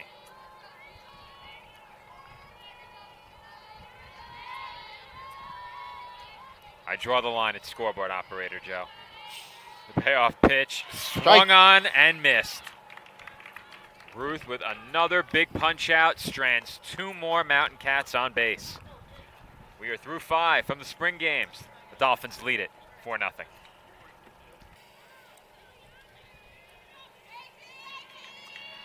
Top of the 6th here at the spring games. Dolphins lead it by 4 runs. Taryn Judson at the plate, and she looks at ball 1.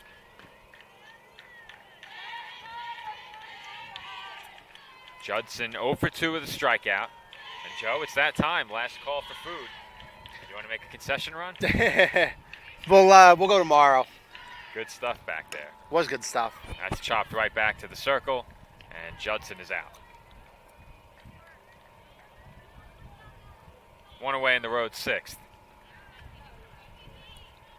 And the Dolphins will send a pinch hitter to the plate here. Paige Bell will bat in place of Jennifer Cohen.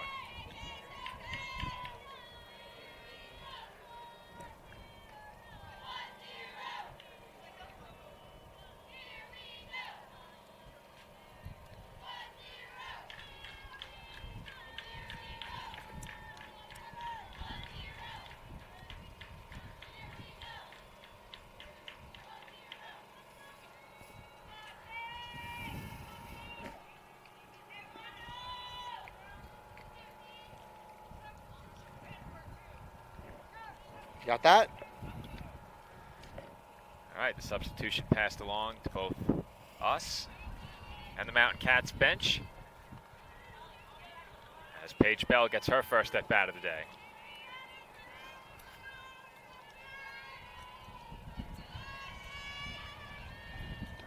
First pitch she sees is a called strike.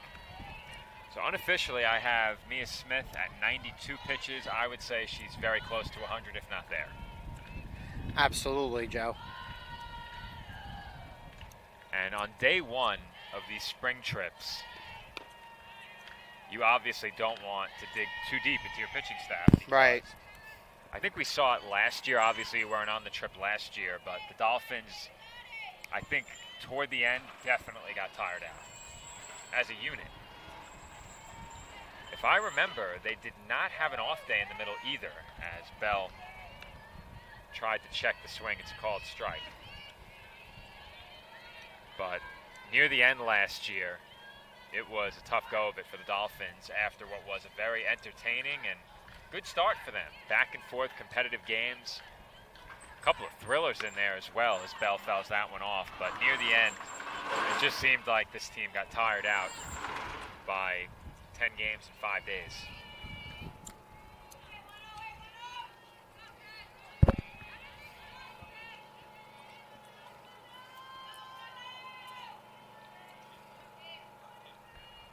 Count 0-2 on Bell, and she takes inside.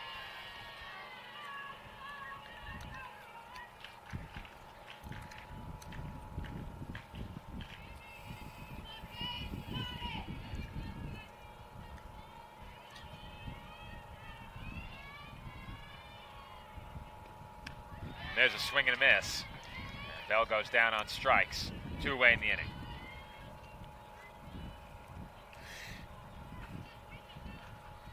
And that sun is really, really starting to play a factor now. From our vantage point behind home plate, the players in the ump look like silhouettes as opposed to players with detailed numbers on them. Back to the top of the order now. Mariah Carcano, the batter. And she fouls one away. Well, the view we have is the same view that all of our audience has at home. You cannot see much of anything when you're looking up into the sun. Clip season has passed. I think we're still eclipsing.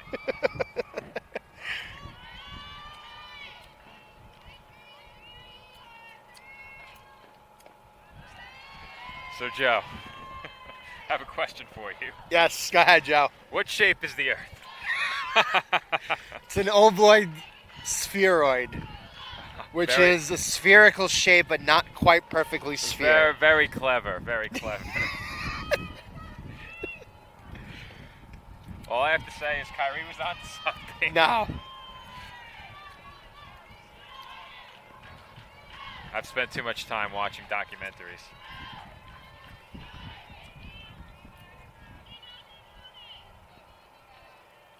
Count 2-1 on Carcano.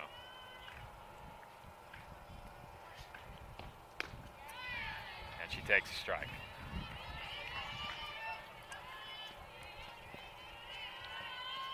Count evens out at 2-2 with 2 outs here in the top of the 6th.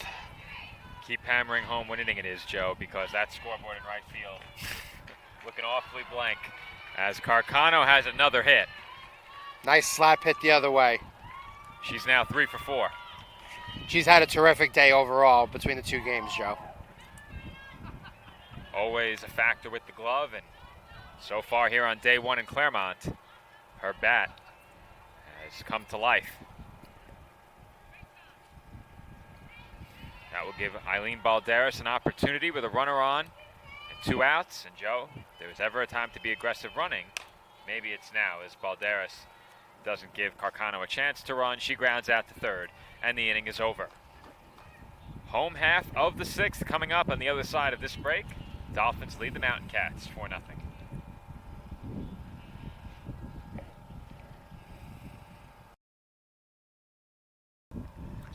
Well, you know he's right. Joe Calabrese speculated that we might see a pitching change forthcoming. And sure enough, with 6 outs to go in the game, Tracy Garofalo goes to the bullpen. Alexandra Frenza, the new pitcher for the Dolphins.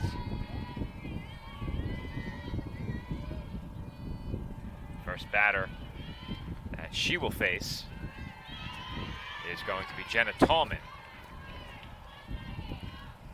Tallman at the plate in this game is 2 for 2.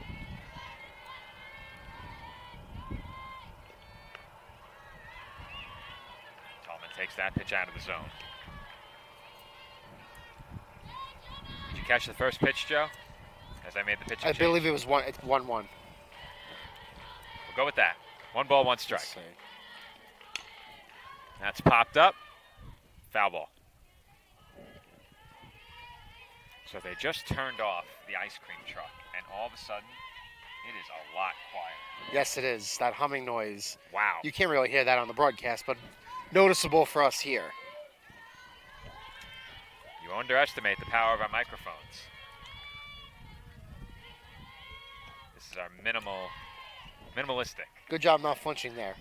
Minimalistic Flinching. broadcast setup. I do not flinch, Joe. Minimalistic broadcast setup, minimalistic flinching. No flinching is acceptable. You can't even blink. You have to stare that foul ball head on and just watch it hit the backstop. As that's popped up again, foul ball.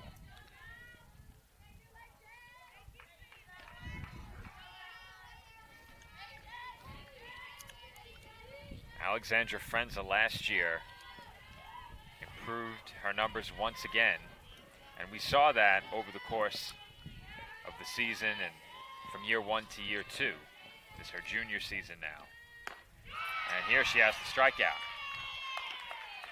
But Frenza dropped her ERA by nearly 4 runs last year, and at times was really good, and at times struggled with command. And that's typically been when she's had issues. It's when her command has been off. But she came in there that first batter, and she looked really, really good. Exactly. When she's throwing strikes, completely different pitcher. And we had some oohs and ahs, some gasps, and I think the umpire took that one to a non-protected area. Those are no fun.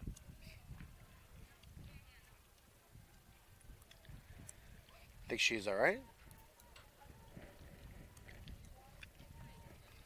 Looked like a shoulder shot there. Absolutely.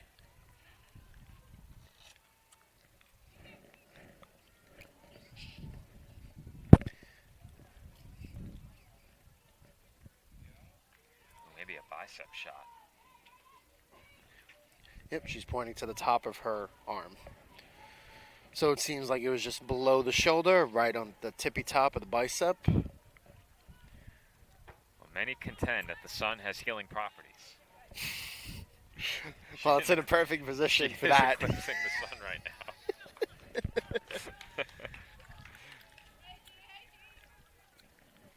Now, if I was a home plate umpire, I would actually want this photo. Look at that shot. It's a beautiful shot. If I was in my umpiring stance with the sun in the backdrop like that, I would want that in a high-quality photo. I do have a portrait of myself with my head on the Batman suit. Are you in a Centaur outfit or no? I said the Batman suit, and that was a joke. You went straight to Centaur outfit. Oh, I hope people at home understood the reference. I didn't get the reference. An Alex Rodriguez reference. Oh, he has a painting like that in his house? There's a rumor? Yeah, we have to. No, it's not a rumor. We gotta go back and. Yeah, I'm good. I don't need A-Rod Centaur outfit in my Google search history. We got 2 strikes on the batter. That's down low. I believe the count is 2-2. Yep. Yep.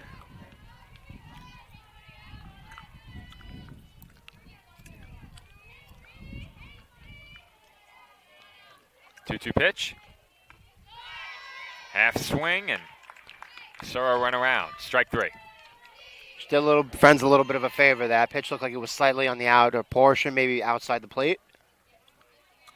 But a strikeout swinging once again, nonetheless. So 2 batters down, 2 strikeouts swinging.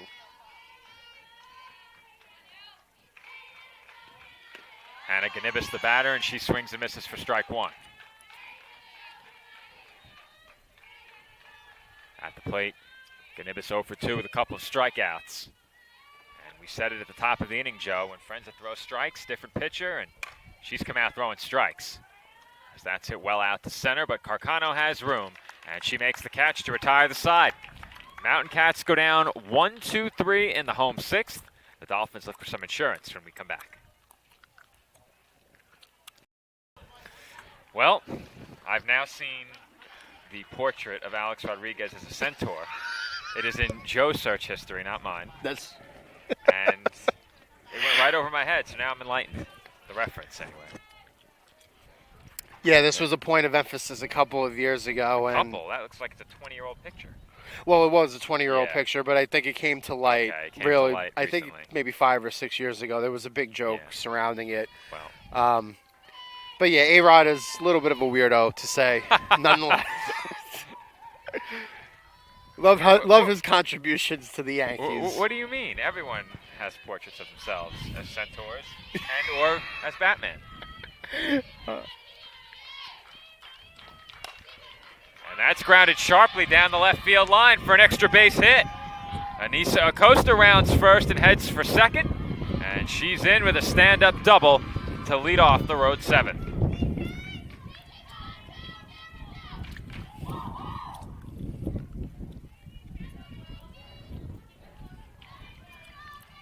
Acosta now 3 for 4 in the game. And Amanda Stalker will be the batter. Stalker is 1 for 2. And Joe, the wind is picking up just a bit. Our Yes. camera's beginning to shake. Oh, yeah. It's a little breezy out here. I think we're still okay. Once again, we are on the top of the hill here at the complex, and from what I was told, it was going to be breezy throughout the day, which it has been, but the last minute or so, there was a little bit of a gust that just blew right over here by the field. Not quite chilly yet, but gave us just a little bit of a chill. You're a little bit better prepared, though. You have the sweatshirt on, you have the jeans. I have the polo and the khaki shorts on. Yeah, I've learned that when you have the afternoon game, sometimes you have to bite the bullet and wear jeans. That pitch misses high. Now, when we got here, I looked down the hill immediately and saw field number 1. And what I wanted to know is when do we get to play a game in what I call the Coliseum? The Coliseum. All stone stadium-style seating. And also there's the... That's grounded to third. Costa will hold at second. Low throw, and Stalker is safe at first, taking the turn. And now the throw gets away at second. 2 throwing errors on the play, and the Dolphins score. So what we have here is an E5 on the throw to first. And then from first, we have an E3 on the throw to second. And with that, another Dolphins run comes home. And we are looking at a 5-0 lead now here in the top of the 7th with nobody out, Joe. Well, for now, that run is unearned.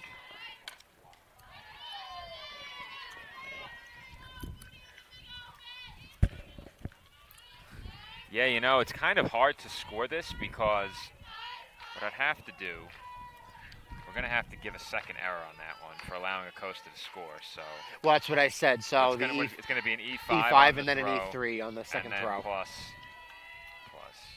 E3T. Right.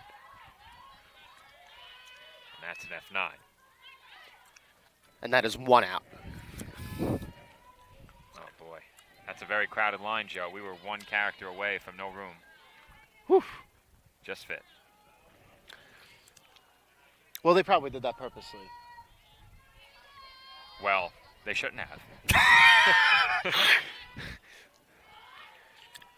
See, it's situations like that. Our official scoring software has limitations. Joe, Stat Crew has been out of business now for over 2 years. They no longer offer support. They no longer offer updates.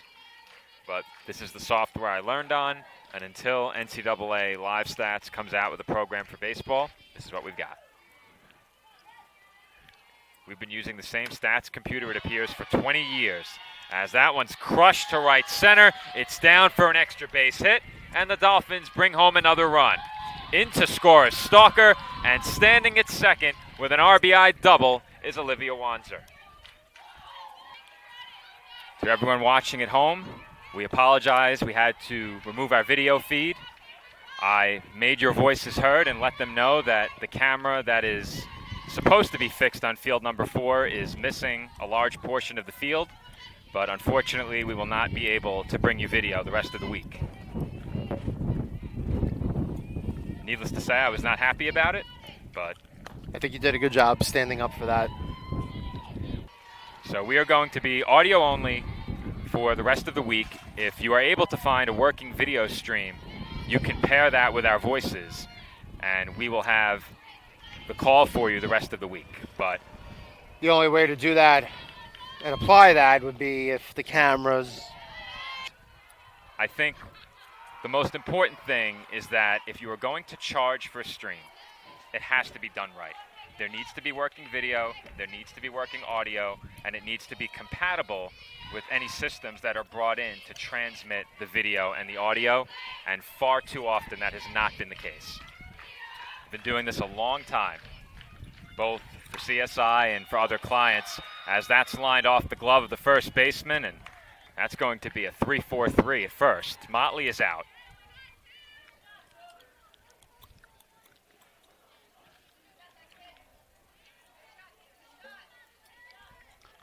I'll have to put that in quickly. Wanzer advances. And with 2 away in the inning now, Taron Judson will be the batter.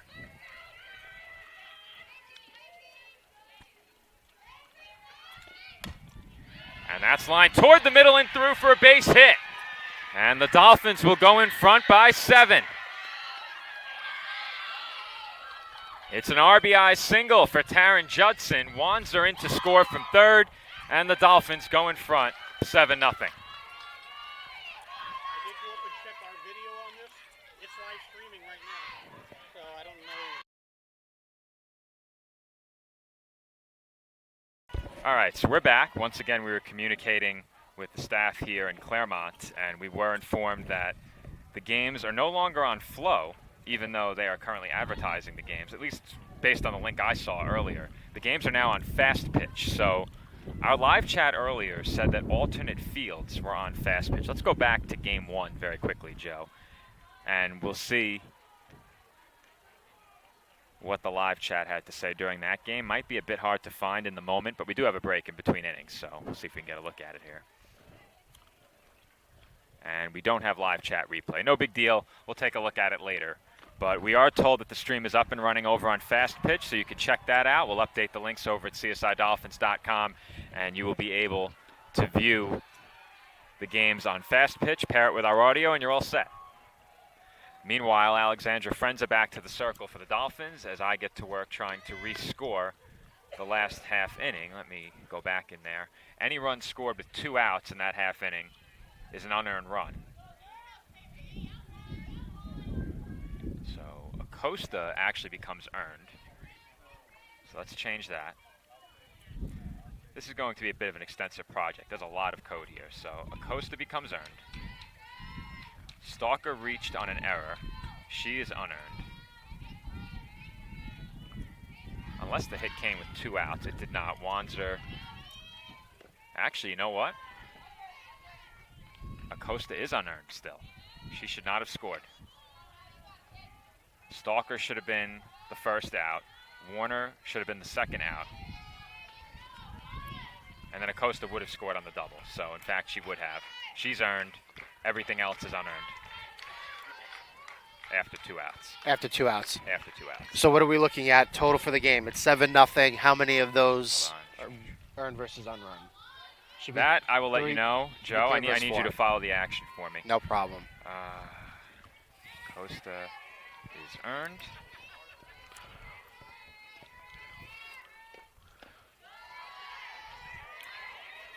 That ball's inside there. Yeah, it's a bit harder to score the game when there's no video and you're relied upon to give the voice of a pitch by pitch. That makes it a lot tougher. Right. That's hit right back to Frenza. Frenza, Joe, yes. Put those in. That goes in just as a 1-3. That and is then you correct. put number 1, so I know who the batter was. Right.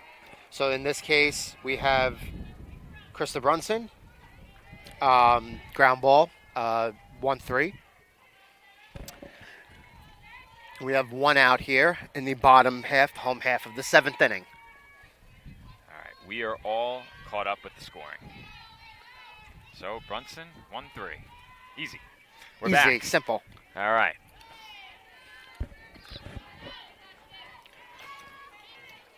Sarah Solberg, the batter.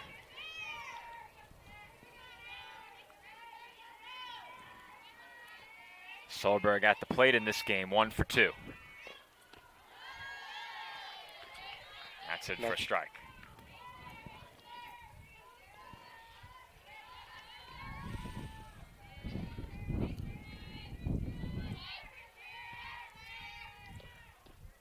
That misses down and away.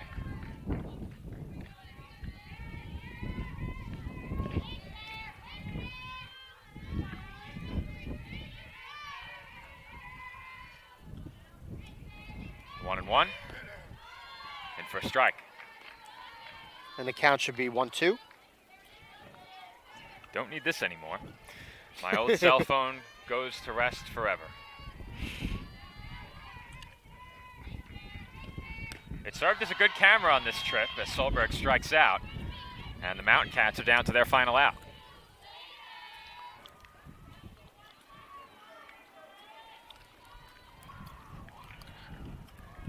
Now it's breezy here, Joe. Just a bit. Just a bit.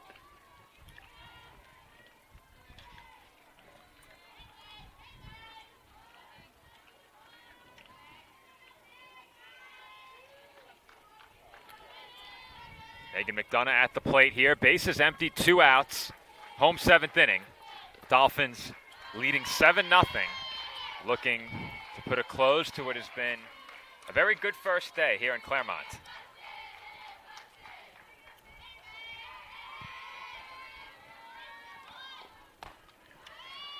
And that one's popped up on the infield, and That'll do Warner it, Joe. races over to make the catch, and that will indeed do it. As McDonough pops out on the infield to end the game, the Dolphins complete their first day at the spring games in Claremont, and they are now 4-0 on the season following a 7-0 victory over the University of Pittsburgh at Johnstown. High fives exchanged between both teams behind the plate as the Dolphins now look ahead to their second day in Claremont. I'll have to use our schedule as a cheat sheet, but tomorrow the Dolphins will open against Edinboro University of Pennsylvania, and then they will take on Franklin Pierce University tomorrow afternoon. Game 1 against Edinboro University of Pennsylvania, 2 p.m. Game 2 against Franklin Pierce at 4:15 p.m. Until then, this has been Joe Foreman alongside Joe Calabrese. We will be with you on the call via voice the rest of the week. The games are available over on Fast Pitch. You can check those out. We'll have the link at csidolphins.com shortly. And be sure to tune in the rest of the week, pair us with the video, and enjoy the rest of the Dolphins trip here in Florida via CSI Sportsnet and Fast Pitch. Everyone, enjoy the rest of your Sunday night, and we'll see you back here tomorrow.